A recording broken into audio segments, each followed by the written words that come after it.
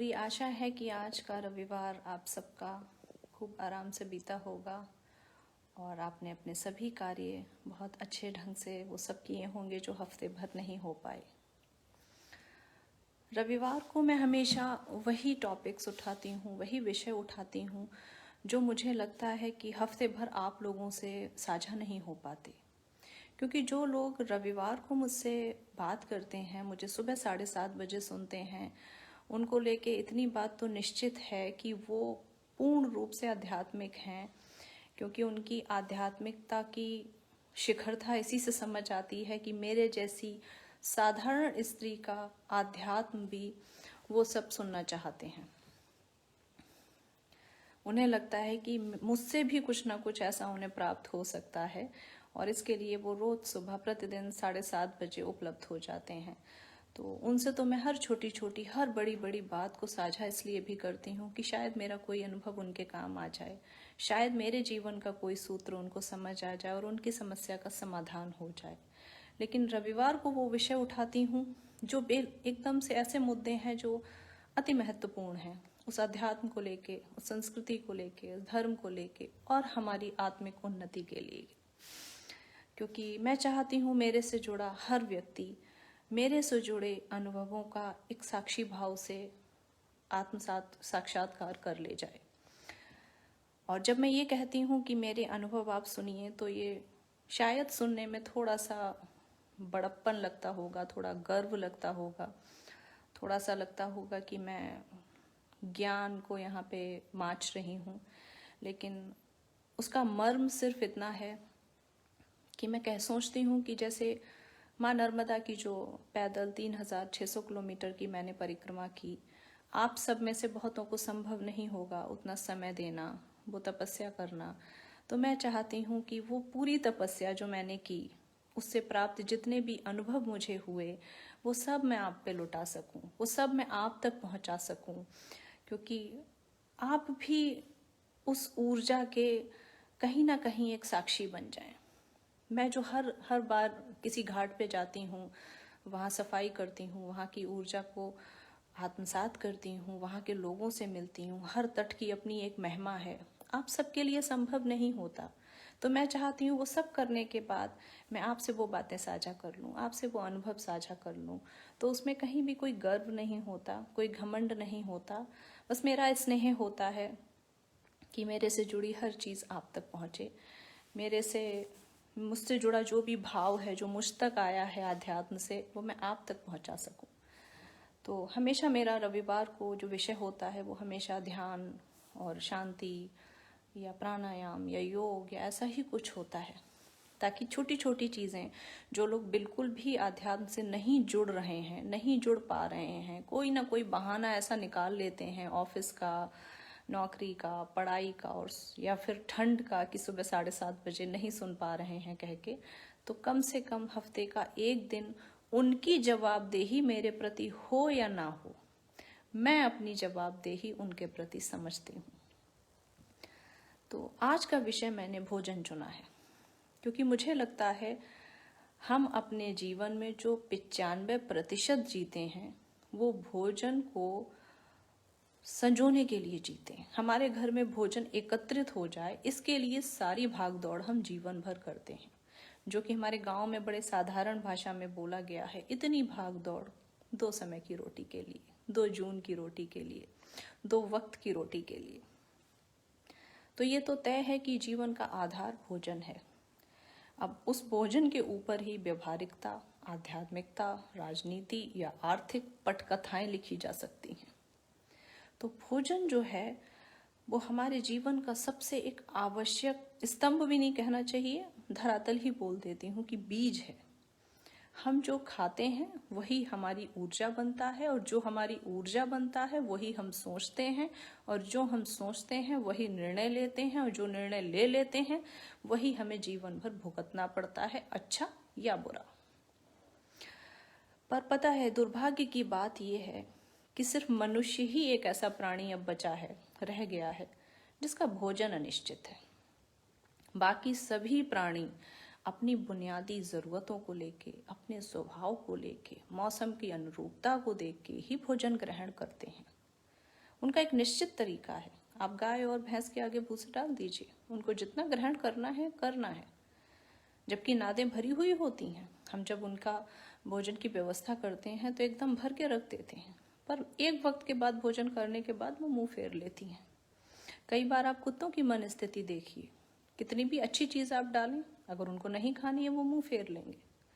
हम मनुष्य ही एक ऐसे हैं जो आज तक ये नहीं समझ पाए कब खाएं, कितना खाएं, क्यों खाएं। और चूंकि हमने अपने जीवन को वैसे बना दिया है कि हम अनिश्चित उठ रहे हैं, अनिश्चित सो रहे हैं, कभी भी खाते हैं, कभी भी सो जाते हैं, कभी भी चल देते हैं। तो जैसे जैसे हमने अपने जीवन को स्वयं अपनी इच्छा से अनिश्चित बना दिया, वैसे वैसे प्रकृति ने भी हमारे जीवन के तनाव को, सुख दुख को, कष्ट को, संकट को अनिश्चित बना दिया। एक युग था जब हम निश्चित तरीके से जीते थे, और जब तक उस युग में हम निश्चित तरीके से जीते थे तब तक हमारे निश्चित ही दुख थे, छोटे छोटे दुख थे। बिटिया की शादी करनी है, बच्चे को नौकरी या रोजगार मिल जाए, बहुत छोटे छोटे दुख और तनाव होते थे और सॉल्व भी हो जाते थे। अब तो ये भी तनाव है कि 5वीं क्लास में उसी स्कूल में ही हमें चाहिए दाखिला और नहीं मिल रहा। ये हमारी अनिश्चितता के कारण हुआ है। अगर प्रकृति अनिश्चित हो जाए तो आप सोचिए हमें कितना भुगतना होता है। रात भर हमारी तरफ बारिश हुई थी, सुबह ठंडक थी, सुबह उठ के हर दूसरे व्यक्ति ने कहा अरे बारिश हो गई। प्रकृति का इतना सा भी अनिश्चित हो जाना हमें बर्दाश्त नहीं होता। तो आप सोचिए हमारा हर दिन अनिश्चित होना, हमारे अंदर का जो एक तंत्र है, जो हमारा सूक्ष्म शरीर है, वो कैसे बर्दाश्त करता होगा। उस बेचारे को रोज समझना होता है, अच्छा आज 11 बजे ही लेट गई हैं, अब 11 बजे सोना है, अब नींद नहीं आ रही। आप में और आपके सूक्ष्म शरीर में लड़ाई हो रही है। किसी दिन आपको 11 बजे ही भोजन खा लिया, जल्दी जाना है, किसी दिन आप 3 बजे तक नहीं खा रहे। जब आप 3 बजे तक नहीं खा रहे, वो बुरी तरह बेचारा परेशान है अंदर से वो शरीर कि भाई मैं भूखा हूं, मुझे कुछ चाहिए। भोजन क्या खाना चाहिए, कितनी सात्विकता से खाना चाहिए। जब थाली आपके हाथ में आ जाती है तो वो साक्षात परमात्मा का स्वरूप होती है। एक तरीके से आप परमात्मा का अंश ग्रहण कर रहे हो।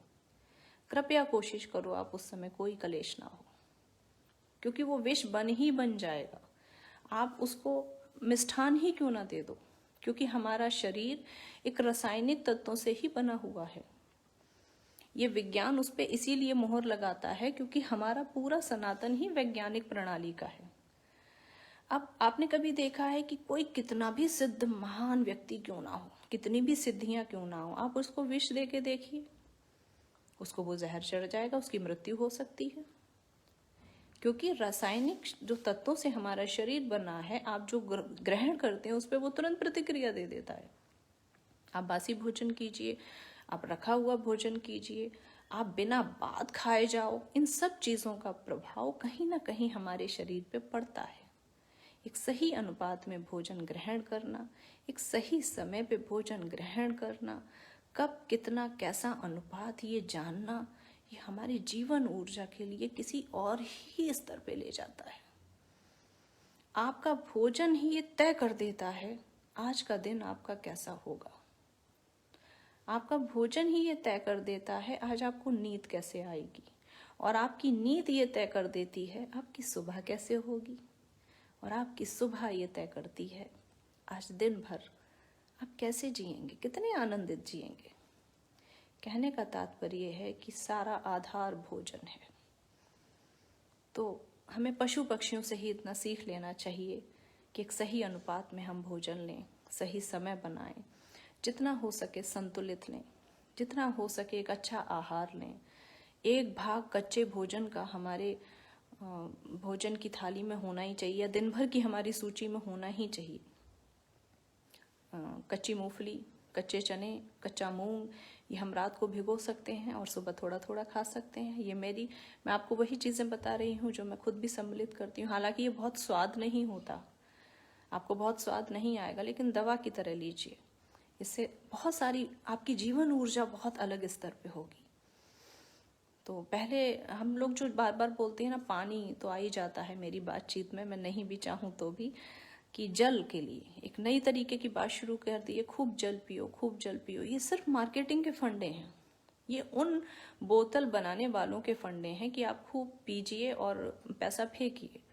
शरीर तो खुद मांग लेता है। और जब हम कहते हैं कि खूब जल पीजिए, इससे स्किन ग्लो करेगी, इससे आप बहुत सुंदर दिखेंगे, इससे आपका स्वास्थ्य अच्छा होगा, तो उसका कारण सिर्फ जल नहीं होता है, उसका कारण उन फलों से भी होता है जिनमें 50% जल है।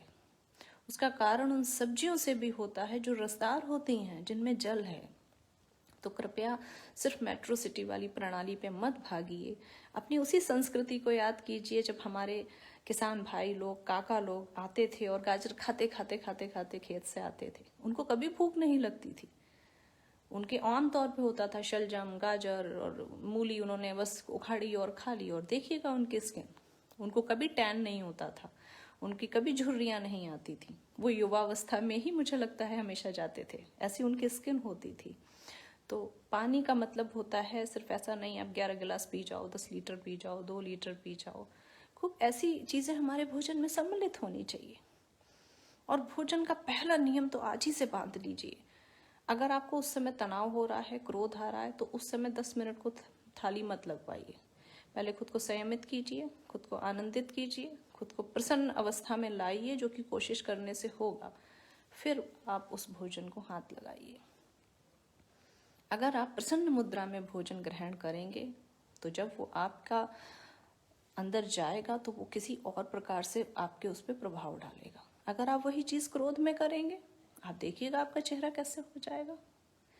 और पता है, हमको ऐसा लगता है कि हमने यहाँ से भोजन ग्रहण किया और हमारा काम खत्म, जबकि शरीर जब यहाँ से नीचे भोजन ले जाता है तब शरीर का काम शुरू होता है। हमें ऐसा लगता है हमारा काम खत्म हो गया, लेकिन तभी खत्म नहीं होता, वो शुरू ही तब होता है जब वो गले के नीचे जाता है। तो खूब प्रसन्नता से भोजन कीजिए, खूब अच्छा आहार होना चाहिए।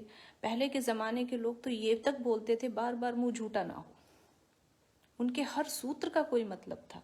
वो बार बार मुंह झूठा ना होने का मतलब सिर्फ स्वयं को संयमित करना था। उनको लगता था कि अभी आपने एक मिठाई खा ली, फिर 10 मिनट बाद आपने गुड़ खा लिया, फिर आपने नाश्ता कर लिया, फिर आपने चाय पी ली। उसको वो कहते थे कि मुंह में भी देवता है, उसको बार बार झूठा मत करिए, आपको हर बार उसको कुल्ला करके स्वच्छ रखना पड़ेगा। तो आध्यात्मिक हर चीज का कनेक्शन था हमारे शास्त्रों से, हमारे वेदों से। तो संयमित खाइए और संतुलित खाइए, पूरी जागरूकता से खाइए। एक निश्चित तरीका होना चाहिए आपके खाने का। ये भोजन का भी अपमान है कि आप बार बार उसको छेड़ रहे हैं, और ये अपने अंदर के तंत्र, अपने परमात्मा का भी अपमान है कि बार बार हम उसको काम दे रहे हैं। क्योंकि अंदर की मशीनरी, अभी आपने गुड़ खाया, वो बेचारा शुरू हो गया, अंदर से जो एनर्जी थी वो पचाने में लग गई। 15 मिनट वो मुश्किल से चैन से बैठा, आपने फिर उठा के एक मिठाई खा ली, उसको फिर समझ में आया, अरे फिर कुछ अंदर आया, अब इसको पचाना है। तो अंदर वो मशक्कत चल रही है। एक मशीन को आप दिन में 3 बार 5-5 मिनट को चलाएं और उसी मशीन को आप हर समय चलाएं, तो मशीन पे जोर अलग तरह से पड़ेगा ना। तो भोजन के हिस्सों को बांटिए, भोजन के तरीकों को बांटिए, एक निश्चित आहार रखिए। पशु पक्षियों से हम इतना ही सीख लें कम से कम। और जैसे ही हमारा भोजन बदल जाएगा, भोजन का तरीका बदल जाएगा, मुझे लगता है कि सारी चीज़ें एकदम बदलती हुई चली जाएंगी। बहुत सारे लोग अप्रिशिएट कर रहे हैं कि बहुत अच्छा, धन्यवाद धन्यवाद। अगर मेरे कोई भी सूत्र आपको समझ आ रहे हैं, मैं कोशिश तो यही करती हूँ कि बहुत साधारण तथ्य उठाऊं और वो साधारण तथ्य आप तक पहुंच जाएं, और उनसे कुछ भी ऐसा अगर बदलाव हो सके। क्योंकि असली मेरी नर्मदा परिक्रमा तो तभी काम आएगी जब उससे प्राप्त अनुभव आप लोगों के जीवन की समस्याओं को तब सुलझा पाएंगे जब आप वहां तक पहुंचे भी नहीं, आप नहीं कर पा रहे हैं और मैं कोई सूत्र ऐसा दे दूं। तो आज का जो हमारा विषय था वो भोजन था, और मुझे आप अगले इतवार को बताएंगे इसमें लिख के कि क्या क्या आपने बदलाव किए।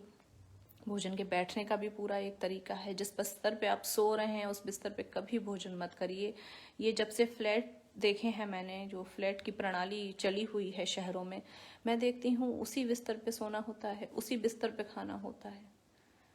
पहले के ज़माने में जिस बिस्तर पे आप सो रहे होते थे उस पे आप 5 मिनट मंत्र करके सोते थे। अब आप सोचिए उस बिस्तर को हम कैसे झूठा कर सकते हैं। जिस भी चीज़ का आप दुनिया में आदर करेंगे, सम्मान करेंगे, प्रेम करेंगे, वो चीज़ आपको प्रतिक्रिया दे देगी। वो आपके लिए वो बिस्तर है कि वो निर्जीव है, क्या फर्क पड़ता है, इसे क्या पता चलता।